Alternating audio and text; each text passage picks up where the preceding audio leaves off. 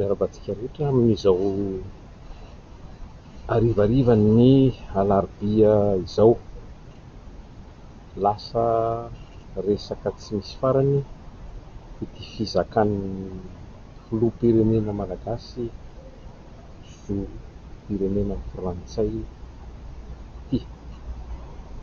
Ka mba samy ity moa ilay hoe mihevitra tera-bary, ary indrindra koa tsika mandala sy manandratra zany hoe demokrasia zany, fanehoan-kevitra, samy mba mitondra izay heviny daholo, izay rehetra mba manana hevitra eto amin'ity tanindrazana iombonana ity. Ka amiko dia tsy resaka fahaizana lalàna no olana amin'izy ity, satria samy milaza azy ho dadany daholo. Satria raha tena nahay lalàna marina ny mpanao lalàna malagasy ary nampiatra izany lalàna izany sy nanaja izany lalàna izany, samy nanao ny asany, tsy ho tonga amin'izao ny firenentsika. Ka apetraka eo iny, tsy ilaina hoe nianatra tany amina oniversite farany ambony indrindra, Harvard any Etazonia na any Oxford any Angletera no hanazavana an'izany io olana momba ny resaka fizakana filoham-pirenena zom-pirenena roa io, fa resaka bon sens, izany hoe resaka fahendrena sy raison, izany hoe fahaiza-miaina, fahaizana mieritreritra, fahaizana mandanjalanja, izay ny hoe bon sens. Ny filohan'ny repoblika izany dia izy no lehiben'ny androm-panjakana rehetra, filoham-pirenena, miantoka ny fiarovana sy ny fanajana ny lalam-panorenana. Raha ny tokony ho izy zany dia tsy misy olona na iza na olon-tsotra na rehefa mety ho tera-tany malagasy na filoham-pirenena na filohan'ny HCC na fitsarana ambony amin'ny lalam-panorenana ho tokony eo amboniny zany lalam-panorenana zany, zany no tokony eo amboniny rehetra rehetra, tsy ankanavaka. Ary izany no antony tsy maintsy hanaovany ny filoham-pirenena izay lany ka handray ny hanomboka ny fotoam-piasany na amin'ny mandat, manao fianihanana eo anatrehan'ny lalam-panorenana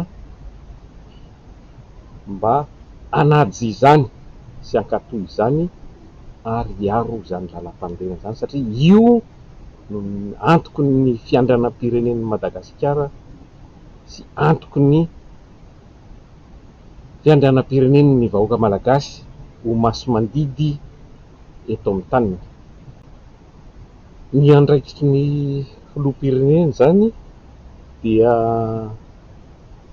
ny mijoro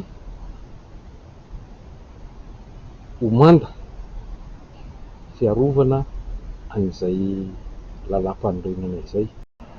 Arak'izany dia repoblika demokratika no ao anatin'ny lalam-panorenana Madagasikara, izany hoe tokony manaja ny demokrasia ny firenena malagasy. Ny filoham-pirenena ny voalohany indrindra tokony hanaja izany mba ho raisin'ny rehetra ho modely. Ao anatin'izany koa ny hiram-pirenena, ry tanindrazana Naimalala, tsy ovaovaina ohatran'ny ataon'le filoha ankehitriny io mahay loatra izy dia nataony la la la la la la la la la la na fa nivaivana ny repoblika Madagasikara sy ny vahoaka malagasy izany. Fotsy mena maitso ny saina ao anatin'ny lalam-panorenana malagasy fa tsy volomboasary. Tsisy antony antokoanao volomboasary nyty toerana rehetra alehanao sy zavatra rehetra atsanganao ity na natsangany hafa ianao manaraka teoriana dia mandoko zavatra izany dia fanitsakitsahana ny lalam-panorenana. Ny andraikitry ny filoham-pirenena koa dia ny miaro ary manao zay heriny rehetra hitazomana ny firaisam-pirenena, izany hoe vahoaka iray malagasy fa tsy ampisarahanao atao ampisaram-bazana ohatran'izao misy ankehitriny izao. Sasany avela milahatra am-pilaminana, sasany raha vao mihetsika dia tarofana. Tsy izany andraikitra filoham-pirenena, mitovy daholo ny malagasy ary izany filoham-pirenena izany tsy filohana toko fa filohan'ny malagasy tsy hakanavaka manaja ny malagasy na amiray mitovy hevitra firaiky-hevitra aminy na mifanohitra amin'ny firaiky-heviny ny opposition izany. Miantoka ny maha iray tsy mivaky ny tany ny repoblika Madagasikara koa izany filoham-pirenena izany. Izany hoe ohatra akaiky reto nosy kelintsika nosy malagasy navadika sasany hoe Îles Eparses moa ny anarany, izay mbola ampidon'ny frantsay mandrakity ny androany nefa zavatra tanintsika malagasy mazava izao. Izay no andraikiny ray tsy mivaky ny firenena ohatrany. Ka raha io zao ohatra amin'ity resaka zoom-pirenena anankiroa frantsay sy malagasy ity dia ohatra akaiky tena mibaribary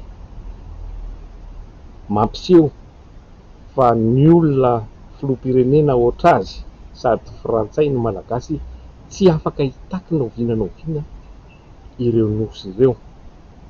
Ka anjarantsika amin'ny eritreritra izay le bon sens, izy aloha ny tokony hanana an'izy voalohany indrindra mitsara tena, izay le bon sens izay mahay mitsara tena hoe tsy lasa tsy mety ary tsy araky ny lalàna ka dia fanafodiny dia adabo ny zoom-pireneko frantsay, ny zoma frantsay raha te mbola hitondra ny firenena satria eo le resaka hoe conflit d'intérêt, izany hoe tombotsoa mifanipaka, tombotsoa frantsay ao anatin'ny sarta ny nationalité frantsay na ny satan'ny zoom-pirenena frantsay dia miaro ny tanin'ny frantsay. Izany hoe raha frantsay izany tokony hiaro ireo nosy malagasy tsika ireo tsy ho lasa hiverina amintsika malagasy. Dia hitantsika amin'izany fa tsy andraikitra napetraka aminy amin'ny maha filoham-pirenena azy tsy ho efany intsony izany, tsy ho vitany satria misy fanipahana tsy ahafahany manao izany.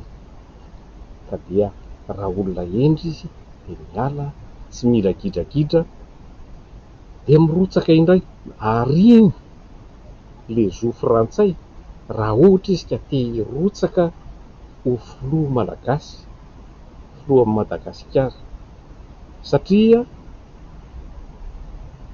ny nangatahany an'le zoom-pirenena frantsay dia volontaire, izany hoe sitrapony, ka tokony volontaire sitrapony koa manadaboka izay zoom-pirenena frantsay izay raha te hirotsaka filoham-pirenena izy dia tsy maintsy manaja ny lalam-panorenana.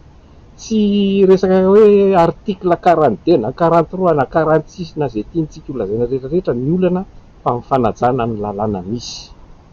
Fa na ho amorona inona eo tsika na hanao inona eo tsika rehefa tsy hajana ny lalàna dia mitovy ihany dia lasa savorovoro sy sakoroka tsisy farany, tsy misy fitoniana, tsy misy filaminana ny firenena malagasy. Tsy ahitan'izany hoe stabilité na fitoniana politika izany mihitsy raha mbola mitohy ny fanaovana didy tahaka izao. Teny roa zany no manome izay rehetra nolazaiko izay: ny filoham-pirenena no miantoka ny fiandrianam-pirenena Madagasikara sy ny vahoaka malagasy, ary miantoka ny fahaleovantena izay fandray amin'izay resaka fiandrianam-pirenena izany. Firenena tsy manana fiandrianana izany tsy aleo-tena mandrakizay, satria hotsindriny ny hery vahiny, ohatran'ny zava-misy ankehitriny eto amintsika. Ka dia ambava homana, apo mieritreritra, tompoky lahy sy tompoky vavy, izay voakasika ity resaka rehetra ity, ireo rehetra mandray andraikitra, tànan-draikitra ambony eo amin'ny firenena, idiran'izay resaka conflit d'intérêt na fifanipahana tombontsoa izay, dia tokony samy eritreritra na hiala tsy ho frantsay intsony, na hiala tsy hitondra firenena. Mandra-piaonana indray tompoko.